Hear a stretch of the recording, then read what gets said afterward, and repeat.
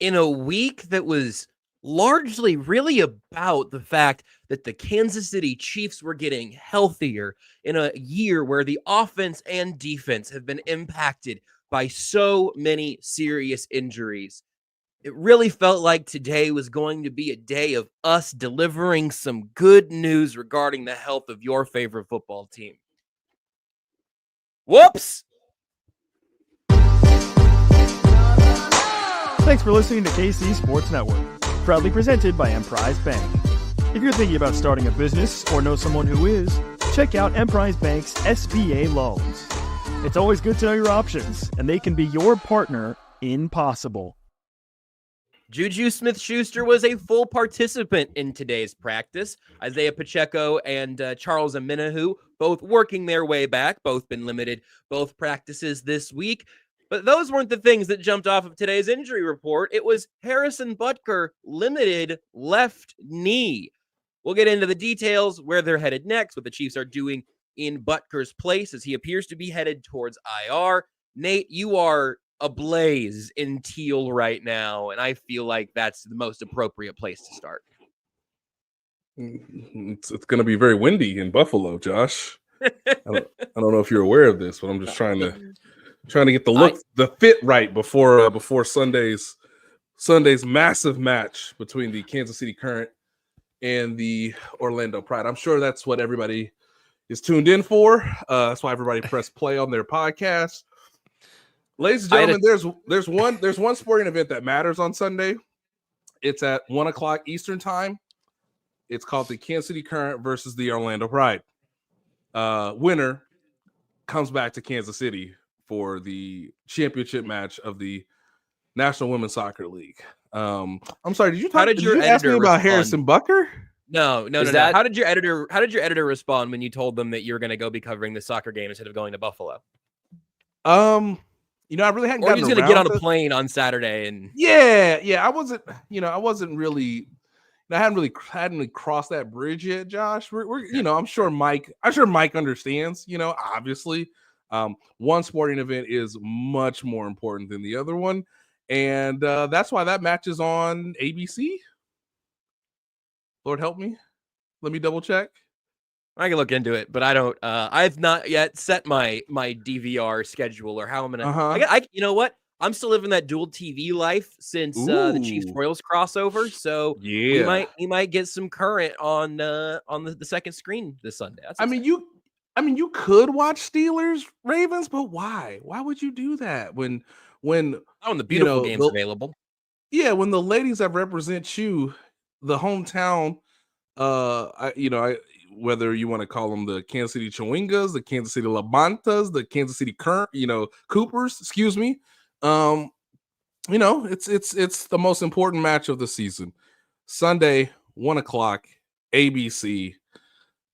You will have 90 minutes before. What's that other thing going on Sunday afternoon? I think Seth has church in the morning and in the afternoon this Sunday. Is that your plan, Seth? Church again? The idea that you think church ever ends on Sunday kind of demonstrates to me that we need to have a good talk about, church is more the people. Josh. Sorry, I was raised Southern Baptist. Yeah, no. We're gonna have 4 services on Sunday. What do you mean? It's like the Hobbits here. What about second service? We're gonna be here a while. That's awesome. With the Current. The congregation, the crowd. I'm sorry, the music has just moved me. Can we get the choir to sing the song one more time? Let's just do it one more time. Let's roll it back one more time. And it's like 12:07 now, and I'm like, look, guys, I love God too, but also, am I watching on my phone right now? I am, but it makes me feel bad. Will you let me go where I can watch not feeling bad? Hey, please? Seth, we didn't have phones in 1994. I was dying inside. Okay, we didn't have phones. Seth goes to church and asks to not be made to be terribly guilty. Good luck, Seth. Good luck. But no, I have a. You know what? I'm gonna save my take on Chiefs Bills because you talked about what a big matchup it is.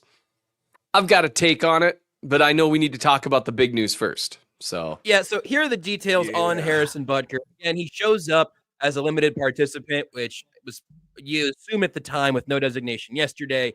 He injures or aggravates something during practice today, so he was a full participant until he was not a participant, would be my guess. That's a guess.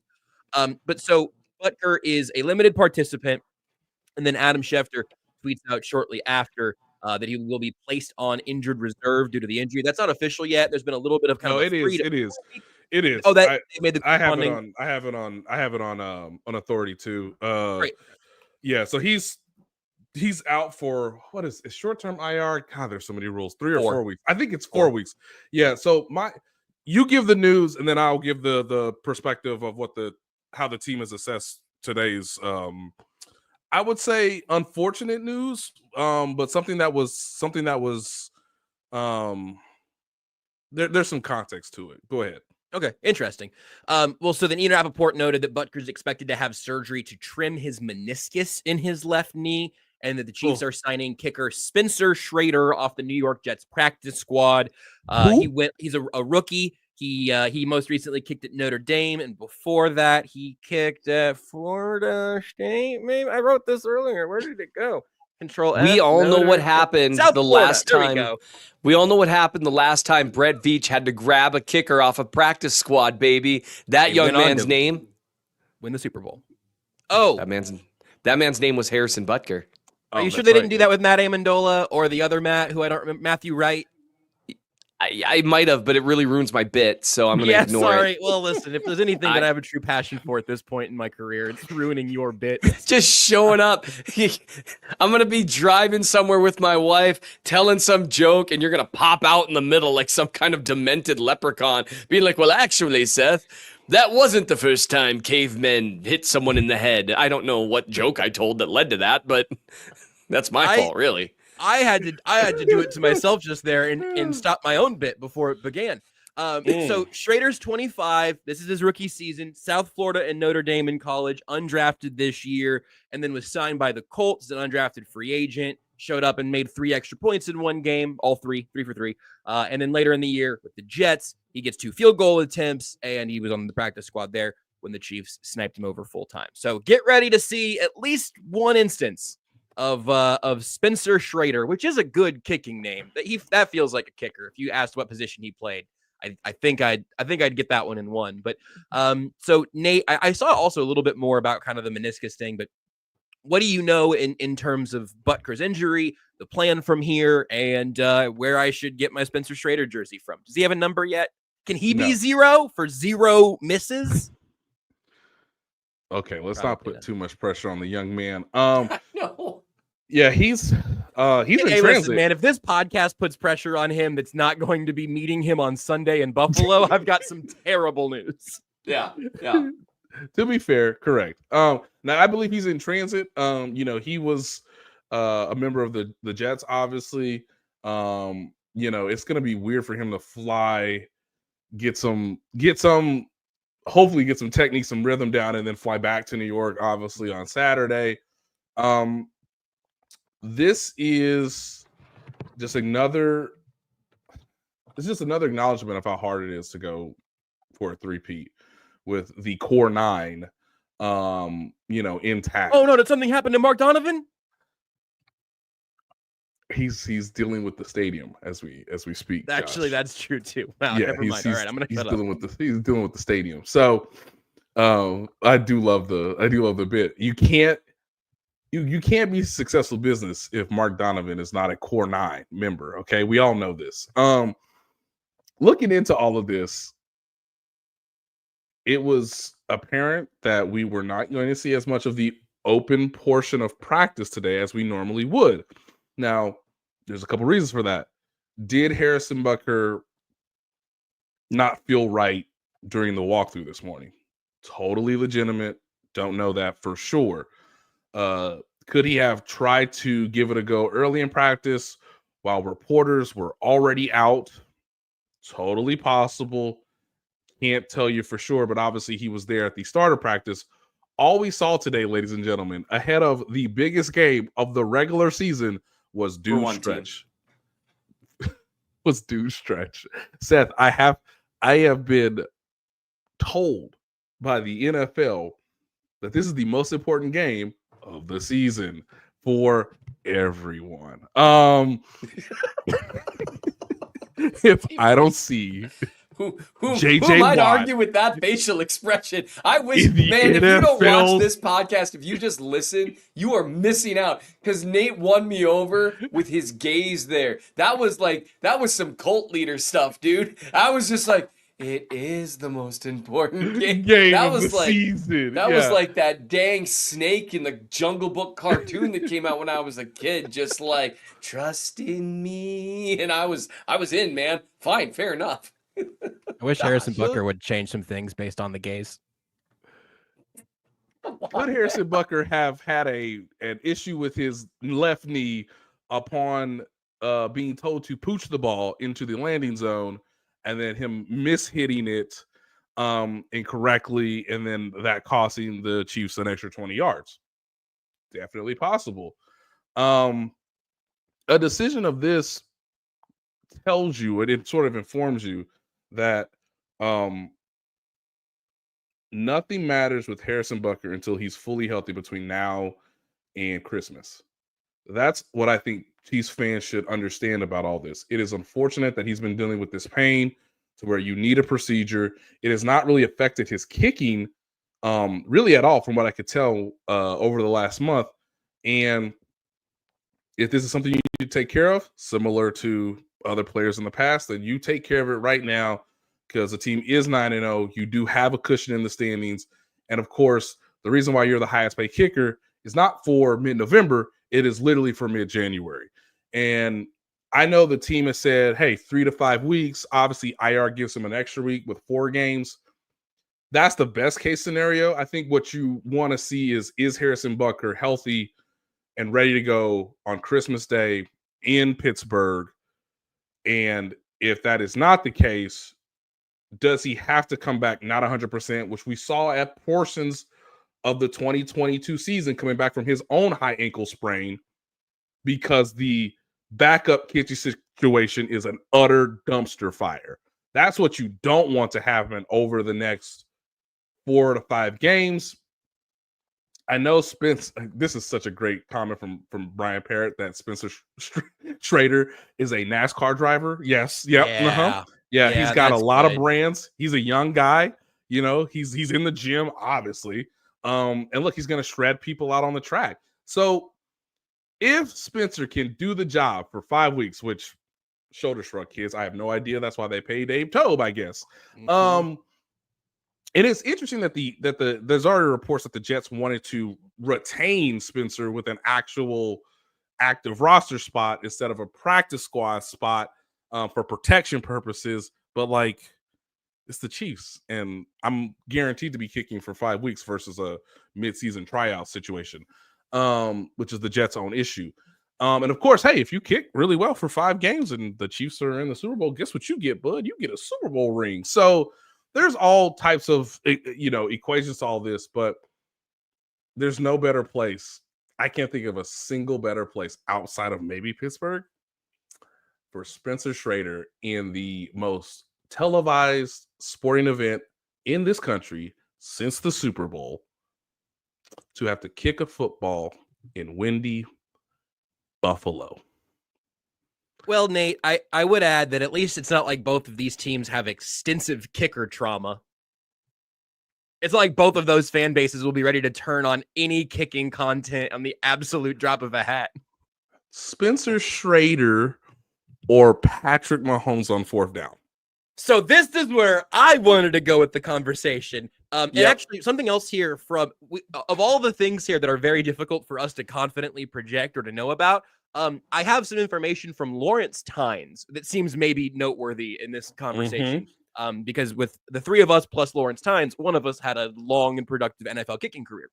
Yep. And so I saw someone else tweet about this earlier too, where Butker frequently on the follow through goes down to a knee in almost every kick, or maybe literally every kick this year. Every long distance kick. Yes. And so I've been wondering about that because I think he did that at least on occasion last year. Maybe it was also on long distance kicks last year. So obviously this has all happened very fast. I didn't have a chance to go check that, but I thought that tweet maybe got that a little wrong. So thank you, Nate. what Lawrence Tynes says here, also including that part of Butker's kicking mechanics, Tynes says should be fine by the playoffs, but you never know. The way he finishes kicks now, almost falling down, is odd to me and puts a crazy amount of stress on that knee. Time will tell. So something to keep an eye on. I'm neither a doctor nor a kicker. So, I'm not a doctor or a kicker, but I think I have tried to kick a doctor, but that's a story from a period of time that I don't remember when I was almost dying. So I've been clear to that. You heard me catch myself of saying I'm not a doctor and I'm not a kicker and I'm not a doctor kicker. And you know what? I definitely did try to fight a nurse. Again, a long story from a couple of years ago that was not drug related. It was diabetes. Or so he says. Allegedly. Well, I'll tell Allegedly. you what. Seth, how are you with needles? Does that can I actually let's hold up for a second. Yeah. That's not my thing. We've actually found you're such a jerk. The whole box of just needle caps. It's like a Saw movie in here. I'm gonna be fine, but that's not funny. Okay, you okay, bud? No, we found a thing. Nope. Found a thing. So Seth, I'm having some issues with my insurance, and so for a while I've gone back to you see how long that needle is, man? Jeez. I'm diabetic and I have tattoos. I couldn't have less of a needle thing at this point. I need you to physically confirm that there are no spoons in that room. There are no spoons in that room, correct? No spoons of any kind. That's correct, Nate. The things that I consume via needle are actually even more expensive. Oh, it's just synthetic insulin. I think they should be more aggressive in a post Harrison Butker world, or while a Harrison Butker free world. I think that it makes some sense that Andy Reid would at least, because he talks about going off of gut sometimes in these circumstances. If it's fourth and 2 on the 30 or the 35, I think they're probably going for it when they would have kicked it yesterday. I think that we're going to see some ramifications of that, right? I would think so. You can't. I can't wait to ask Coach. Hey, Coach, how's Spencer look yesterday on 5 hours of sleep and a flight? Right. Well, and he is being thrown into a very tough situation. Yes. Because we were chatting about it before we started. He's replacing a guy who has made just clutch kick after clutch kick after clutch kick, and also has a particular. I mean, he's got a great distance. He can hit a game winner from 60 if he needs to. I remember we talked about this a ton the last couple of years, where I'm just like when he had all the weird extra point stuff. I think it was in 2022, because he was injured. I don't remember what it was. I remember saying at that time, I was like, I'm more confident in a 58-yard game winner than I am in an extra point right now. Yeah. But I've never even seriously, against the Bengals, in the AFC Championship, doing some things that they need to do. I haven't sweated a game winner in years. I don't remember the last one he missed. That's a tough act to follow. It was Houston 2022 in December on Shirt and Hats Day, which, by the way, coming up against the Houston Texans, and I brought my child to that game. That was his first NFL game, and I said, "There's no way he missed." And they went to overtime, and then Jarrett McKinnon became my son's favorite player. Oh yeah, the walk-off, right? And I do remember that, because I remember he missed it, and it was like, what? Because it was like, whoa. Yeah, it was just bizarre. So it's a tough situation to be in. I would love to see that leading to Andy Reid being a little more aggressive too. We've seen a little more of that. Like last week, you're on the goal line. It's like, hey, and man, thank God they went for it, because good Lord was Travis Kelce open. Which, by the way, just a complete side note, I know we didn't talk about it much after the game. In two incredibly high leverage situations, they just left Travis Kelce wide open. And the Broncos fans are complaining about the refs. It's like, for one, don't blitz Patrick Mahomes on 3rd and 13 when you've blitzed him twice in a row. Are you insane? And he just drifts back. Well, I'm just going to keep drifting back. Here you go, D-Hop. And then, hey, it's like, what was it? It was 3rd and 2, 4th and 2, whatever it was, late in the game. And they play 8 yards off Travis Kelce. And I was looking at him in the slot, and I was like, he's just going to run 2 yards forward and turn, and the ball is going to be there. And there is nothing that dude can do about it. This snap is over. If I could have in that moment frozen time and placed a bet with some weird random bookie, I would have bet my life savings. I would have put a second mortgage on my house hey, he's going to run right here, turn around, catch the ball, get a first down. And Denver fans are mad at the refs somehow. It's like, well, no, they did stupid things. Anyway, seeing Andy get more aggressive. Sorry, I've been wanting to get that one off for a while. Seeing Andy get a little more aggressive there is good.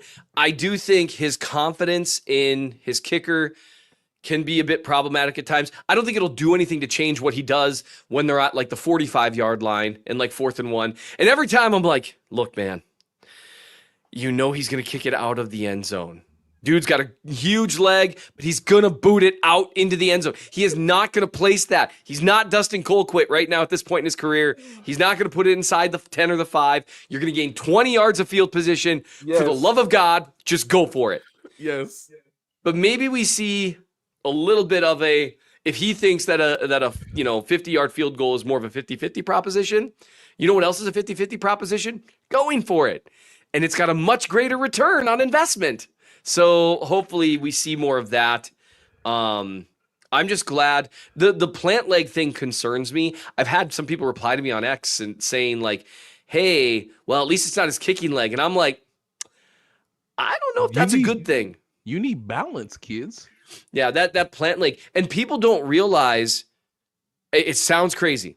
And obviously kickers don't get the same wear and tear as normal players do in the rest of their body. But there's a reason you don't see, outside of incredibly rare exceptions, like 45-year-old kickers. You'd think you would, but they, especially kicking off, I guess, is what just destroys them. And Nate, I might have learned that from you. Maybe I learned that from a kicker. I don't. Yeah. That was the thing that really hampered Harrison in 2022. Was the kickoff sort of aggravating or re-aggravating the pain that he was going through, while you're also trying to strengthen your ankle again. Right. When the weather's freezing and the ball's a brick. I mean, that's why his most heroic field goal will be the 2022 championship game against Cincinnati, because it was cold. And after Patrick Mahomes' valiant run, the only time he could really, put his ankle through hell, they said he comes off the field and he's like, kick it. Yeah, Harrison Butker's like, this ain't no 30-yarder, Pat. What are you like? My ankle also hurts. My ankle also hurts, and it's a brick, dog. Like, that's why the ball literally goes. It just died. Through. Fortunately, at just the right time. Yes, but the whole thing is interesting. Losing a kicker normally isn't a big deal. Butker he's very, very clutch, and so. Fortunately, every Chiefs-Bills game has been a blowout and never come down to, I think, what was it? Someone was posting about like the average margin of victory in these games is like 1.8 points or something insane. Yeah, like the last true decisive victory for either team was that awful 2020, COVID year. Remember when they handed the ball off to Clyde Edwards-Helaire 8,000 times in the rain, and they won that game pretty comfortably. Ever since then, every game's been close outside of like the first AFC Championship game was close-ish, but it was never like real in doubt. It wasn't really in doubt. Yes. Even though that game was close. So yeah, it's amazing that that this has happened where I literally texted somebody in the organization, another injury. Yeah, it's hard to three-peat, man. It's hard to three-peat. It's really hard to three-peat. And I love that. I think it was Latrell here. I this is the last thing I'll say on the kicking situation that isn't necessarily reported based. Josh and Seth, Latrell says Spencer Schrader is the blue sky of kickers. We can be okay with his. He'll take when necessary. Yeah, the Latrell says we can be okay with his views, but it won't be quite as good as the original. Yeah. Just a little off. Which, hey man, I'm over there. Come holler at me. So obviously Butker is Twitter, or there's one other Yes. funnier one, but I think Butker being Twitter tracks in a lot of ways. Is Justin Reed Threads? Like, it seems like the most fun option in feed, but it's not actually really working the way you want it to. Maybe Right. Maybe that's where it is. God, we should all touch a lot of grass as soon as this episode is over. They're really. I know. I asked Dave Tobe before the Broncos game, so this day last week, so basically a week ago, because they had not unveiled Justin Reed as a kickoff, kicker, basically an additional 11th man who actually is paid to tackle. This might be a game where you just say, "Hey, let's just try it," because, if it's windy and you're not sure Spencer can get the ball through the end zone, which again, haven't looked at the tape. That's why they paid Dave Tobe. That's why I don't have this job. He kicked all touchbacks, but I don't know where they landed in the end zone. Exactly. That's all I got. So just give it a try, and if you need to go to the emergency option, then I guess we'll go to the emergency option. He's calling to the bullpen, Seth. It's a baseball thing. I'm with you. Give me the left. Give me the righty. Give me the righty. Give me the righty. It's the sport with the little white ball, but not the littlest white ball. That one's golf. Hook. Ping pong. I guess, is the ping pong ball smaller than a tennis ball? You know what? Yes. We'll find out after the break. Nice. Shop Chiefs tickets and more with no fees. Plus, save big with code KCSN at ticketsforless.com, the official ticket provider of KC Sports Network. I really love this new Google AI overview they keep putting at the top. So I just Googled ping pong ball versus golf ball, looking for any sort of functional comparison. And Google's helpful sentences: ping pong balls and golf balls differ in size, mass, and how they fall. Yeah, man, I figured that. I knew they were two different things. A golf ball is about 10% larger than a ping pong ball. There you go. Hey. Egg on my face. Eggs, Seth, are the small white balls that come out of chickens, but but the ball's not round. Oh. I'm going to tell you all about a wonderful thing that KCSN has been putting out here for a little while now that I get to wear on my very torso. I did have the thought shortly before the show began that maybe this was not the right week to bust out my new powder blue hoodie, because I went like red and blue outfit wise today. I know it's Bill's week. I know. I didn't think about it. And you can order a red one, or a nice sky blue, or a white, or a gray, or even other designs of these are the good old days hoodies and t-shirts over on shopkcsn.com. After I'm done telling you about it, I'll move my mic so you can actually see it. But it fits great. It's a very comfy hoodie. I sized up by one, and it fits a tiny bit larger, as I kind of like a hoodie to do, but I'm not swimming in it, so you can keep that in mind. Set it on the website even, that they run maybe a tiny bit more to the slim side. That's information that I want to know when I'm about to order a hoodie. So I'm just extending that to you, so you know as well. It's a great product. It is a very good design. It's a great design, but it says good right there. And this one's my favorite of all of them, I think. I had to pick, and I'll go with the stacked good old days design, because then from a distance, people just see you wearing a hoodie that says good days on it. And I feel like we could all use a few more of those. So shopkcsn.com. You can check it out there. And I'll move my microphone so you can gaze at my chest for however long Seth or Nate decide to talk here. I'll kick this to you, Seth, because it feels like you've really been itching to give a take on it. What do you really think about Harrison Buck? I'm kidding. Who does this game matter more for? That sentence could end in so many ways. That could go so many directions. That could do so many numbers. Let's not, though. What were you going to say? I don't trust either of us for either of those or any of those paths. So Chiefs-Bills is a legitimately big game for both teams. I think it's the biggest game of the regular season for both teams, unless the Steelers keep winning, and then I suppose Christmas could be there for the Chiefs as well. But the Chiefs have a chance to essentially, other than Pittsburgh, who I'm learning to respect, to essentially wrap up the 1 seed in the AFC, barring a couple more losses and then a loss to Pittsburgh on Christmas. Yep. Buffalo really needs this game to keep the hunt for the 1 seed alive, obviously. Where do you stand in all of this, Seth, noting that you've been tipping your hand for the last half hour? Yes, I am not so good with the ooh man, that's so beautiful. It's such a beautiful hoodie. Mhm. It just makes me think of the classic song by Sierra, My Hoodies. And that's more or less what that song was about, I think, actually. She had a lot of hoodies that she really liked. Or a lot of hoodies that gentlemen really liked. Petey Pablo being one of them. Anyway, Nate is just enraptured by my takes. So there's a couple things going on here. So the question that we've got on the rundown is who has more to gain? Woo! And that You can would be ignore me. between This is just for the visual audience. I'm just Yeah, showing no, off. I I'm just like understand. Vanna White presenting, essentially. You're hard to ignore, my friend. And Yes, so sir. the Chiefs and the Bills are obviously facing off. There's a couple different directions to go because it depends on the question you ask. Who has more to gain versus who has more to lose? I would say if you say who has more to gain, which is what the rundown's asking, the Chiefs have slightly more to gain. Okay? They have slightly more to gain. The reason being, and I tweeted this out, I don't know, like the 12th or something. It's been a really bad week. So this weekend, Kansas City plays Buffalo.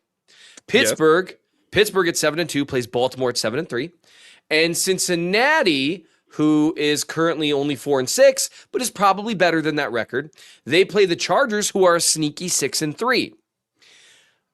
Basically, if things break a certain way this weekend, the Chiefs would have a 3-game lead on the AFC and basically have the AFC West won. Because if the Chargers lose, they'll be 6-4 with the Chiefs having already beat them once, meaning, the Chargers would need to beat them to even have a chance to make a different kind of tiebreaker happen. And 4 losses, if the Chiefs start 10-0, it's tough to imagine them finishing the season 13-4. They'd have to finish the season 3-4. That's a big deal. And so the AFC West would be almost wrapped. But a 3-game lead on the AFC means, and also with tiebreakers over Baltimore and Buffalo, with both of them having 3 losses, you really have a 3.5-game lead on both of them, which would be that's borderline insurmountable at this point in the season. Now, nothing's completely insurmountable. Teams can go on but basically it's like you have to lose all your games. You got to win all your games. We got to lose all our games. And the only one left would be Pittsburgh, essentially, unless Baltimore beats them and they become a 3-loss team, which would mean it would make that Christmas Day game against Pittsburgh, if the Chiefs take care of business otherwise, not meaningless. It still matters, but not matter nearly as much. It would give the Chiefs an incredible amount of runway if things break that way. And honestly, even if the Chiefs just win, even if Pittsburgh still wins, even if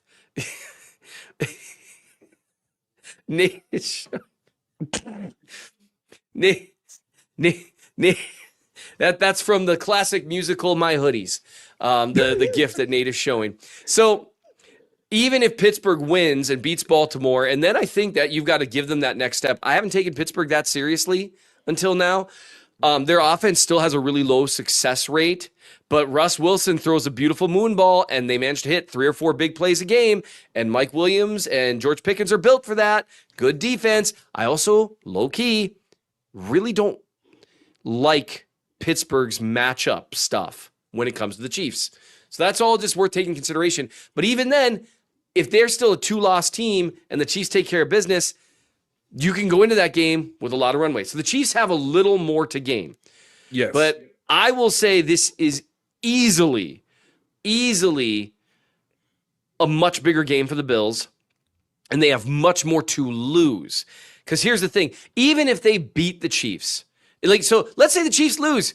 They enter the weekend number 1 in the AFC. If they lose, they are still number 1 in the AFC, still in complete control of their own destiny. Nothing really changes for them. What they have to lose is maybe a little bit of that runway, but they still have a chance to just keep the runway going. Other teams are going to sit there and play each other. They don't have a ton to lose. Plus, they've lost to the Bills in the regular season before. No one cares if the Bills beat the Chiefs in the regular season. Now it'll make for some good TV and talking heads like us. I can't even say talking heads, disdainfully anymore, because here are our heads talking. Yeah. But the Bills have beaten the Chiefs, I think, 3 times in the regular season. I want to say. Yes. And at this point, no one cares. The only thing anyone cares about is the Chiefs are 3-0 against them in the playoffs. Well, that Seth, is. I care because, or most people should care about those games because that constitutes the rivalry. But it's not really a rivalry if you never win a game that matters. Look It's at not. me. Let's look say- at me. Look at me. The NFL says it's a goddamn rivalry now. Okay. I Now look refuse- at me. Okay. I'm sitting in Phil Nance. Is Phil Nance still in the league? Is he still in the league? Yeah, I don't know. JJ Watt, Matt Ryan. I'm sitting in Matt Ryan to Highmark Stadium when he has no relation to it because he played with the Colts 1 year. Whatever. I'm sending a whole crew to Buffalo because this, ladies and gentlemen, is the goddamn biggest mother daddy of them all in mid-November. Okay, the last time we had this was Tom Brady, Peyton Manning, and they. Okay, And that's what everyone wants. which is an insane stat. Which is, by the way, an insane stat. Do you know this stat, Seth? Do you know this stat? Because I just wrote it earlier today. Who's that? Phil 19 Nance? Is Phil Nance still with us? Jim Nance or Phil Sims? Maybe Phil one of the Sims. two. Oh, dang it. I did it again. Come on. Take the glasses off, Nate. Get it together. I think it's Bo Nance. Bo Nance. Bo Penix Nance. Coming to you live. So what from is Highmark Stadium. what is the stat? I was so close to landing the plane, Nate. What's I the know. stat? I'm sorry. I love you. Since love the you too, man. 1970 merger, kids, 1970, since the merger of the AFL and the NFL, or the NFL and the AFL, depending on what side of the country you were on, there's only been two pairs of quarterbacks in a span of 5 years from different divisions who have met 8 times. So again, in the last 5 years, including this year, of course, Patrick Mahomes and Josh Allen will be on the field leading two teams that will have met 8 times when they do not play divisional games because they're not in the division. The only other pair was future Hall of Famer Tom Brady against Hall of Famer Peyton Manning between the Patriots and the Colts from 2003 to 2007. Kids, this is it. If we can't get Grandma Sue to turn the damn TV on at 3:00 on Sunday, we've lost the recipes, okay? Everybody got to watch this game. And the NFL definitely wants that.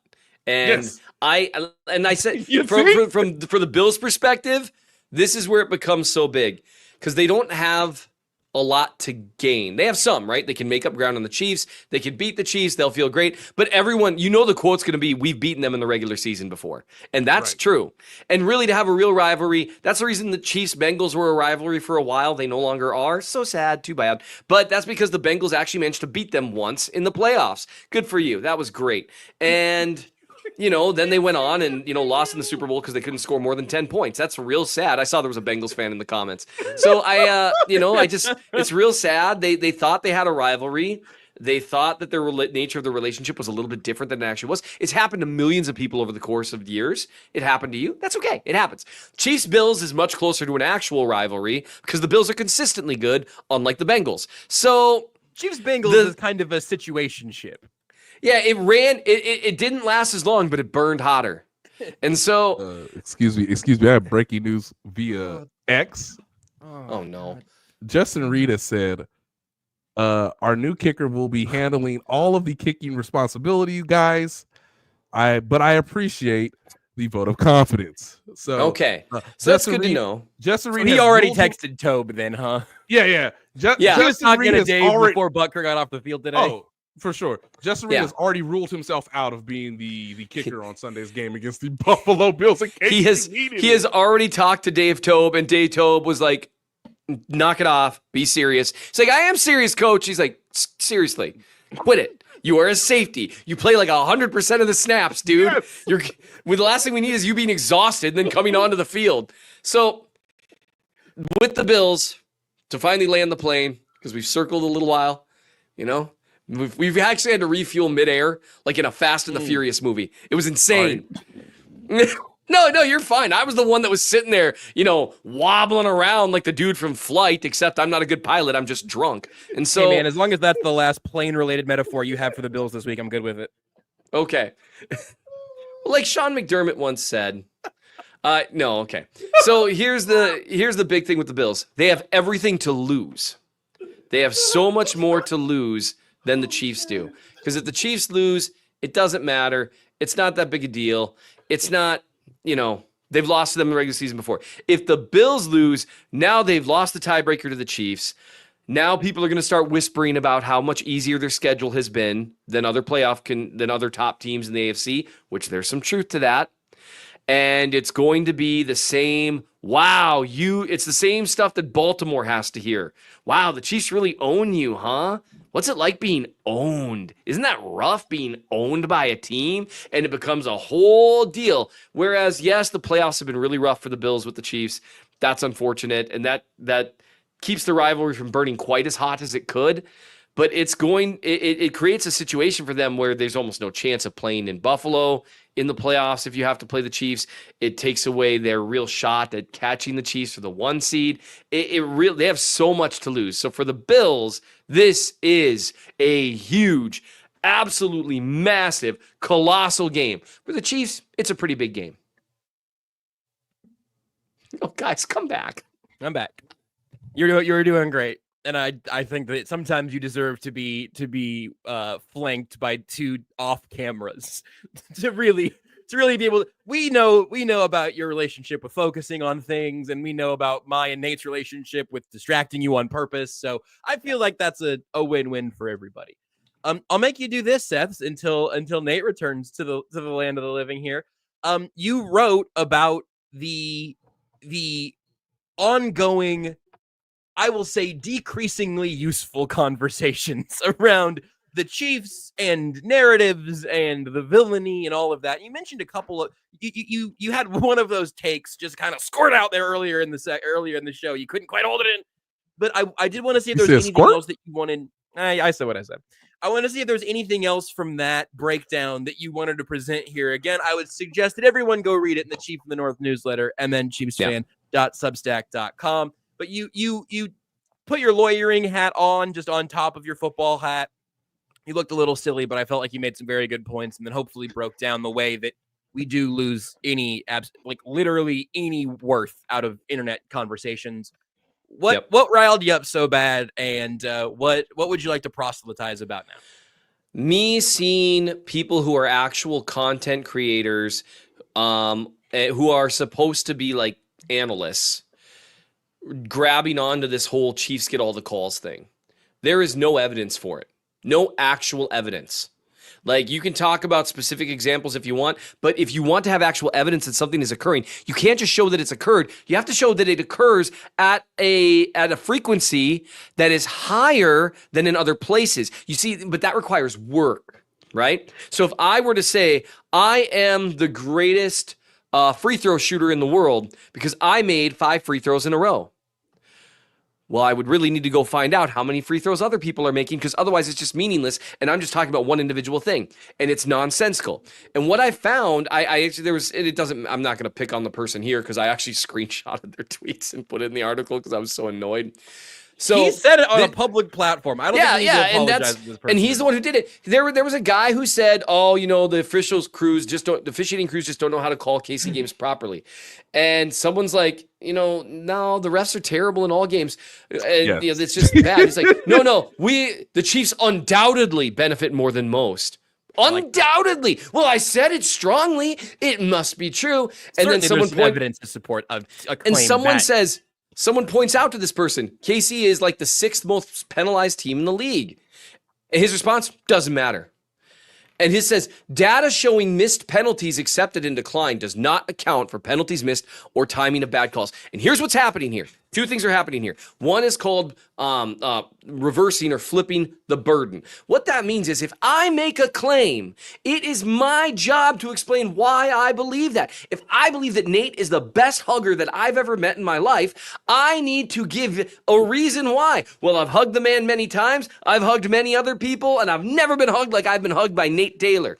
That's at least evidence. Now, is it just anecdotal evidence? Sure, but it's some evidence. But what people love to do is this whole, and I understand why people do it. Sometimes it's to be funny, etc. But it's the whole, the Chiefs are reffed unfairly. Change my mind. That's called flipping the burden of proof. And what that means is I can claim anything. And if you can't disprove it, because most people aren't walking around with disproving stats in their back pocket, somehow that means it's true. That is not how burden of proof works anywhere when you're looking for truth. And the other thing that people love to do, and I actually laid this out, if you read it in the Chief North newsletter, and by the way, I personally think this is helpful, not just for sports conversations, but I've often found that the way we talk about sports is often how we talk about religion or politics or things that actually matter.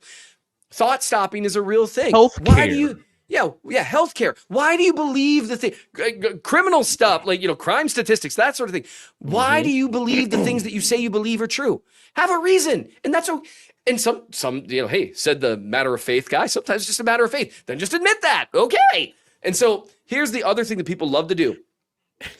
What people love to do is when they're presented with rationale, why the thing they said initially isn't true. What they do then, well, the Chiefs are reffed unfairly. Or, they get all the breaks or some version like that. And then someone says, they're the 6th most penalized team in the league. And then the response is, well, it's the way that it's called. It's called at more important times. Now, don't let people get away with this. That is a different claim than they initially made. Call them out on it. Okay, so you're admitting the first thing you said is demonstrably false, right? Well, no, I didn't say that. Okay, then defend that position. Don't pivot to a new position that I haven't disproved yet.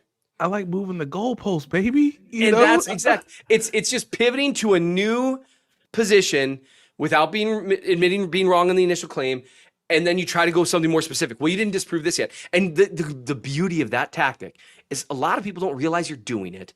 And so what you can do that ad infinitum. You can do that forever. Just keep pivoting. And you force that other person to do all the work, all the research, all the legwork, and they turn out to know way more than you, but they've never disproven it because you just keep pivoting. Yeah, pivot! Yeah, you just get to pivot. And all of this, well, Seth, how does this relate to the Chiefs? Actual people with actual platforms are now perpetuating this idea, the Chiefs get all the breaks. They blocked a field goal. They made an incredible play. They blitzed Mahomes on 3rd and 13. They left Travis Kelce wide open. The game doesn't come down to one play. And I recognize this mentality because I used to have this mentality. You got to blame someone. I believe the Chiefs are an actual Super Bowl contender, Seth said in 2013, and yet they lost. Therefore, something outside of their control must have done this to them. But that's just not true. You know what mentality that is? That's a loser mentality. You had your shot. You missed it. That's just life. So, recognize when people are doing that. And the reason it's happening so much with the Chiefs now is because, and I actually publicly apologized to Patriots fans in that article because I saw a Chiefs fan tweet this, flipping Chiefs. I'm sorry, Patriots fans. I had no clue how annoying everyone was being for you, for your dynasty. I'm sorry for my behavior. You know what, Patriots fans? Fair enough. I get it.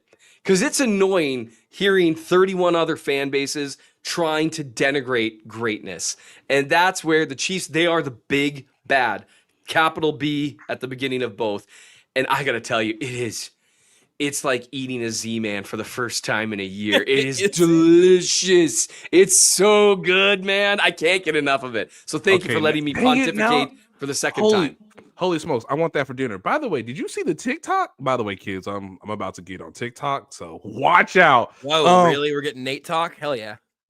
Did you see the TikTok where DeAndre Hopkins went to the greatest place on earth? Did you see it? No. Did you see it? Shout out. I saw it. I think it was Lexi who put it on Twitter, or put it on X. Yeah, he went to the gate, y'all. It was so delicious. My man had that. I'm looking at it right now. Oh yeah, it was Lexi Osborne. Shout out to her. the Kingdom Queens. And yeah, man. By the way, Lexi informs me on a lot of things because your boy ain't on TikTok, which kids say, got to get on it. When your 9-year-old is like, Dad, do you know TikTok? I'm like, okay, I am ancient, which will lead to another acknowledgement later on.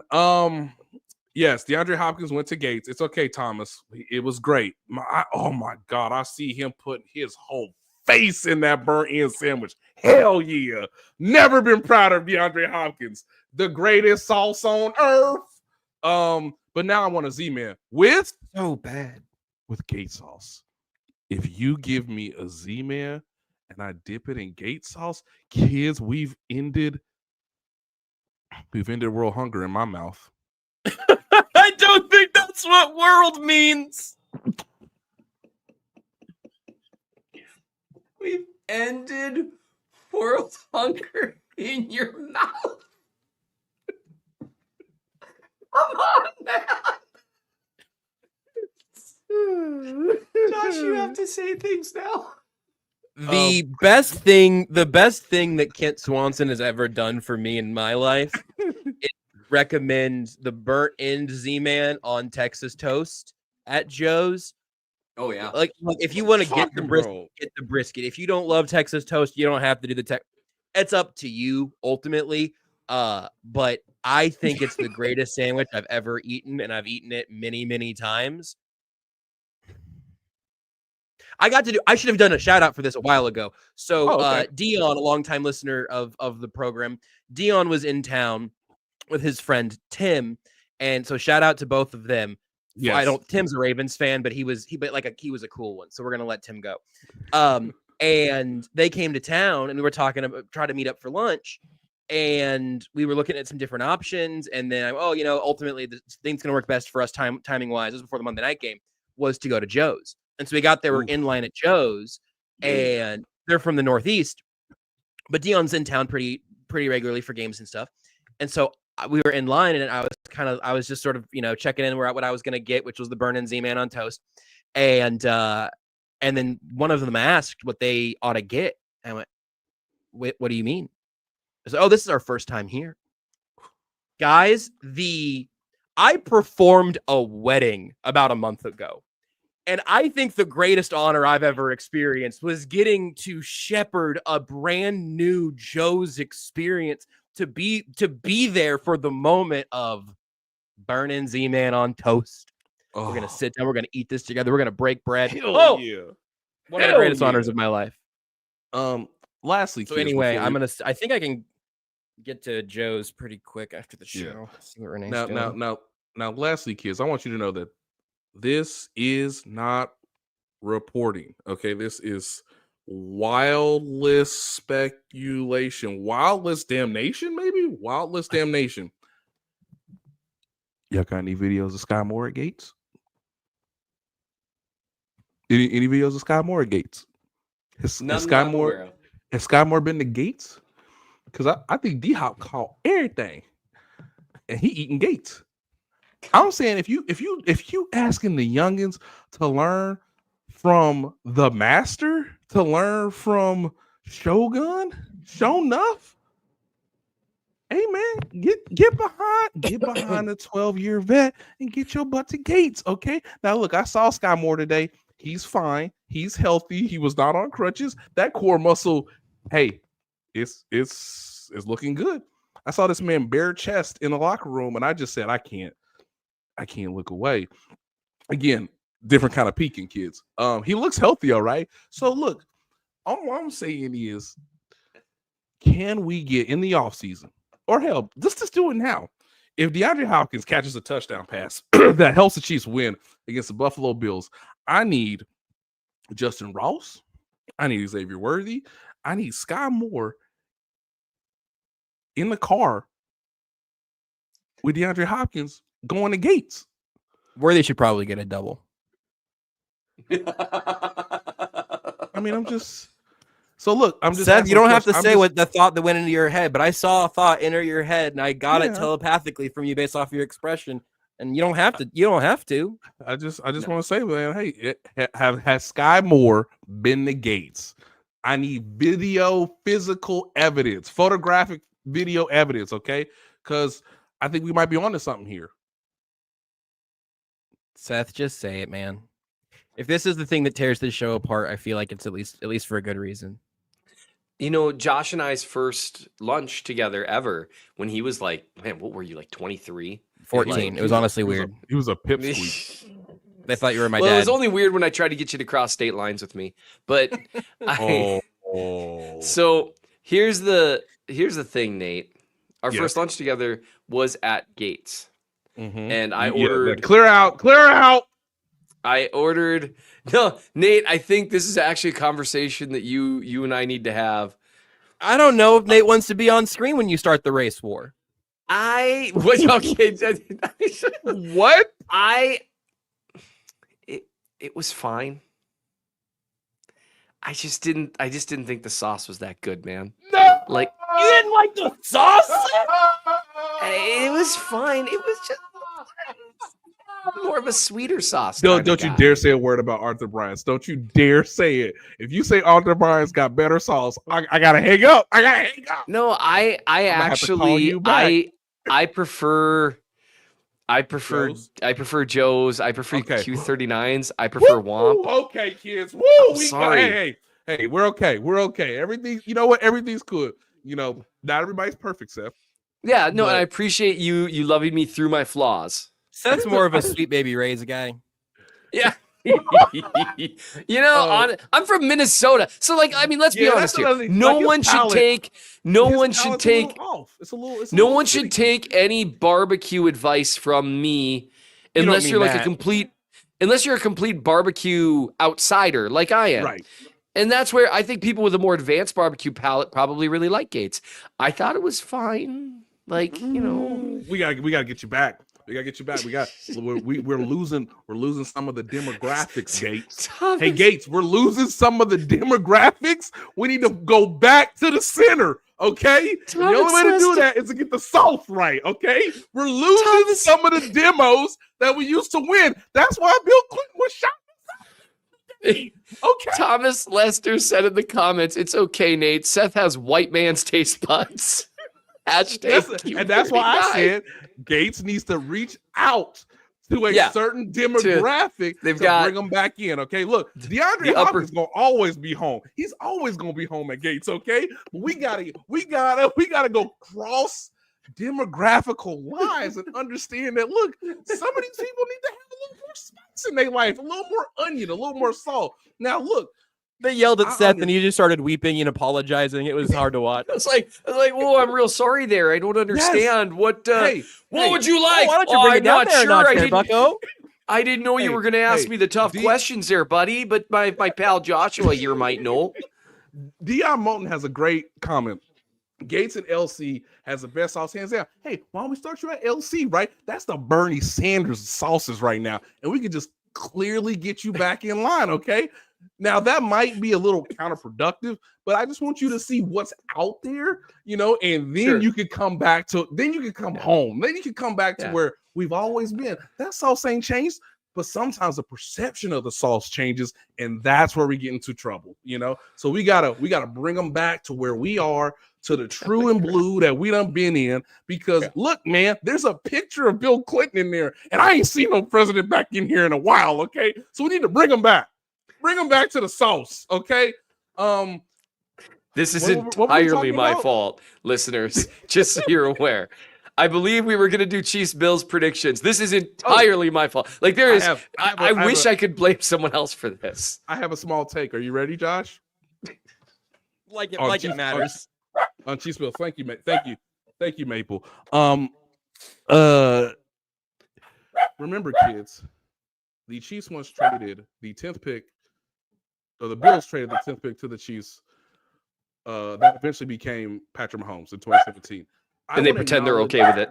Yes, Maple, you're good, girl. You're good. Chill out.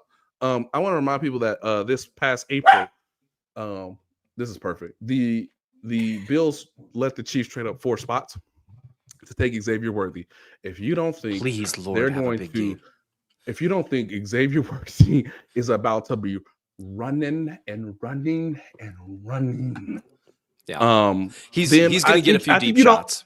Yeah, then I don't think you know the history of this said rivalry, okay? Because the Bills have been chasing the Chiefs ever since they made the worst trade in franchise history to the Chiefs, who just made the greatest trade in franchise history. And the fact that they have allowed, theoretically, the Chiefs to get Trent McDuffie and Xavier Worthy, that might be the difference beyond Patrick Mahomes as to why you win or lose. I have to mute my mic. Sorry.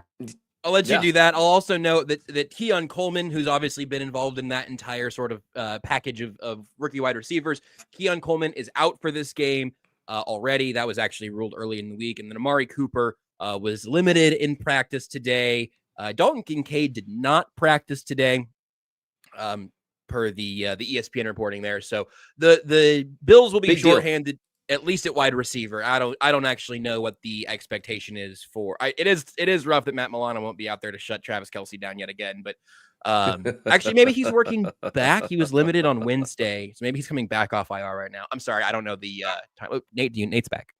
They told me Matt Milano was a Hall of Famer. Anytime you mention Matt Milano, he's just going to appear. He will come back. If I give you all of the things that we've led through to this game, Juju Smith-Schuster, again, I said at the beginning of the show, he was a full participant today. So the Chiefs are getting, well, they're not getting close to full health at wide receiver because they're still extremely far from that. That ship hasn't just sailed. That ship was, it crashed into a gigantic iceberg and then was devoured by Leviathan. So, so that ship is no longer with us. But they built a new ship. Is looking okay, and this ship is a little bit more put together. Where are you at on this game, Seth? If it matters more to Buffalo, is it a reason to pick Buffalo? Is there a little Chiefs devil magic coming through? You know something about the refereeing? Where you at? yeah. You know, paid off the refs. The check cleared this week, and so Z-Man and that Gates sauce. We're sending them both so they can mix them. I think. I actually feel pretty good about the Chiefs with this one. I didn't last year. Yeah, I know it's weird. I'm going to take the Chiefs to win. I think one reason I like the Chiefs, and we'll see, because this could be the game where we find out, oh no, even an MVS plus type role for Worthy isn't going to work out in year one. That'd be a bummer, but he's separated down the field. He's gotten open down the field. For the love of God, let's use that. That route they ran to Justin Watson near the end of the half, I think it was. I was just like, what? How could that not be Xavier Worthy? And Watson had a step, make no mistake. Worthy would have had like 4. And it's like, come on, man. But I think there's a chance that the Chiefs doing their usual things that they do in terms of trying to emphasize a guy like Worthy, which is exactly the kind of thing Reed would do. I love you too, man. Xavier Worthy. That's Nate to Maple. And so I think that they could unintentionally stumble onto something that I've been screaming for, which is more deep shots down the field to Worthy. Now, I know what you're going to say. Well, protection. Yep, protection's got to hold up. But you can do some sliding protection, have some guys in there, and to buy that extra 1 second. You don't need 5 seconds of protection to take a deep shot. You need 3. If that. Sometimes you need less. Maple. I want to see that, and I think they could stumble into a little bit of something through that. I think Juju Smith-Schuster being back, it's not a huge deal, but it matters. They trust him, especially, the Bills do like to play a fair amount of zone. Juju Smith-Schuster is excellent against zone, especially with Hop now and Kelce. You kind of have a lot of intermediate and shallow threats there. And with man coverage stuff, he's a guy that they trust to run some of those picks, some of those rubs, be in the exact right spot. He doesn't mind doing that. So I think it's the Chiefs. I think it's by a field goal. I just really hope it's not. You know who kicking that field goal, right? My hope is that'd be such a great thing for Schrader or Schrachter, whatever his name is. Rookie, welcome to the NFL. Let's do this, man. You got some warm-up games with a team called the checks notes, the Jeets, perhaps the Jets. I don't know how you say that. The USFL team, UFL, whatever the acronym is. I think so. I think it might be the Canadian Football League. I can't remember. And so I think that the Chiefs take it, and it would just be kind of I think it would just be kind of fun to see the Chiefs actually give themselves a runway for a change. Let's make this be less exciting. And just particularly, again, Chiefs fans, you're kind of playing with house money here because, and I'm saying this to you, wow, not even try to say that name.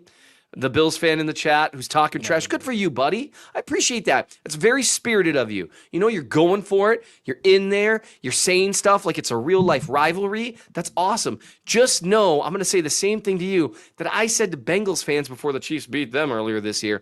If the Bills beat the Chiefs, I need you to know deep down, we're not going to care that much because, you know, the playoffs matter a lot more.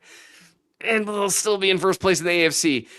It's house money for the Chiefs. So I think they usually win.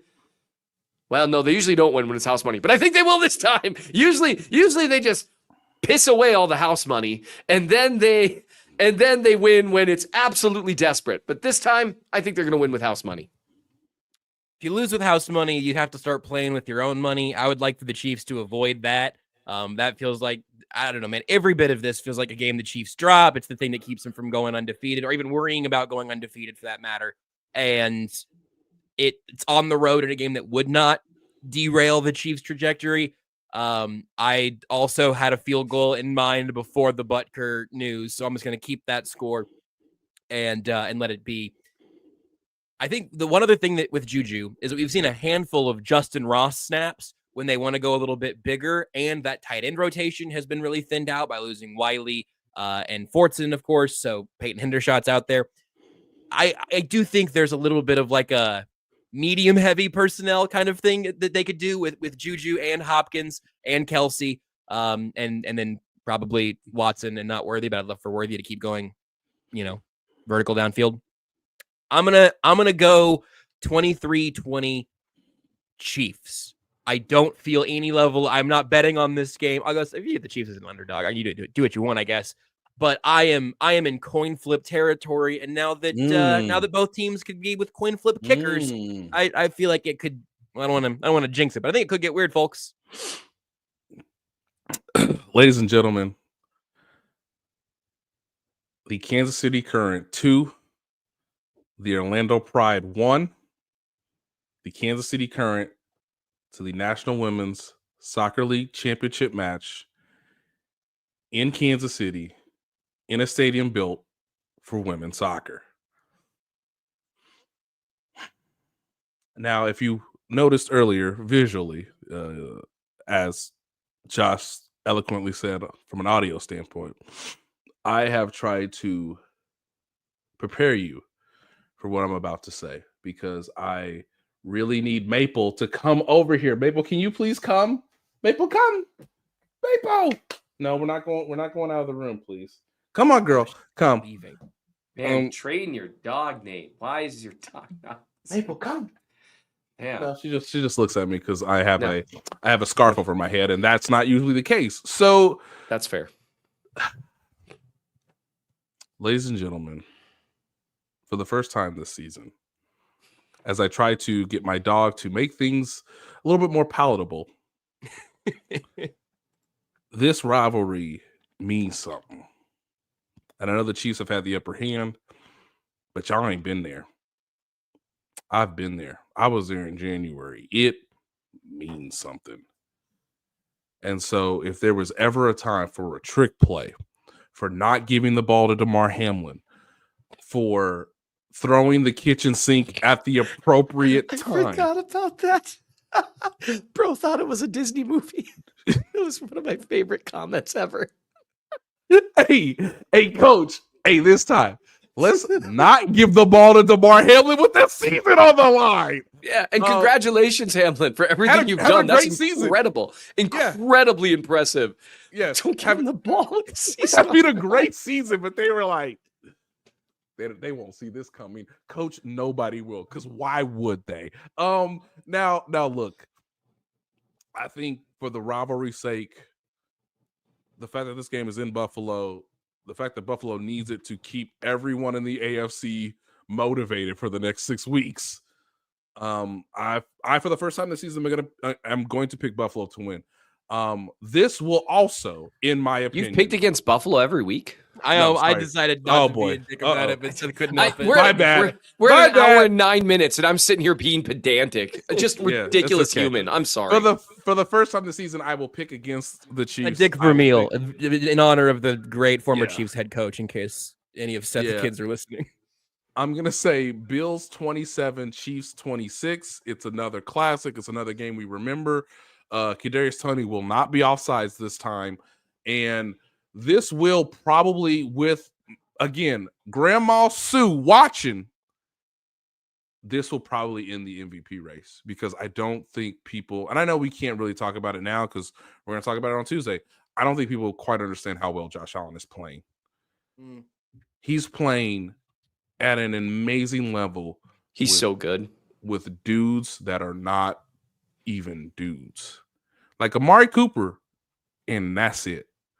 Nobody else is an above average red chip skill position player, which is obviously why they traded for Amari Cooper, and we hope he's healthy. We hope he gets better. I know Keon Coleman's in the mix, but like, I think he's out. He's out, but I'm just saying from a skill position standpoint, the Bills are like, Josh Allen is doing a version of what Patrick Mahomes did in 2022, just without Travis Kelce. Because if Kincaid can play. I mean, he's not Travis Kelce, but Kincaid can play. yeah. Although he might be out too. Right. And so if Josh Allen leads the Bills to a victory in a close game where he plays well, for a city, a franchise that desperately needs it, then he will be the front runner for the MVP, because he is playing that well. And from a narrative standpoint, we cannot forget those things matter. For the rivalry, the Bills need to win to keep this interesting, to Seth's point earlier in the show. If the Chiefs win, then we can just hit super simulate till the playoffs. So for the benefit of all of us, I think the Bills will do everything in their power to win this game, and their field goal kicker might actually kick the ball through the uprights this time. So Bills 27, Chiefs 26. I wish my dog was in front of this camera so that I would take less heat from the comments.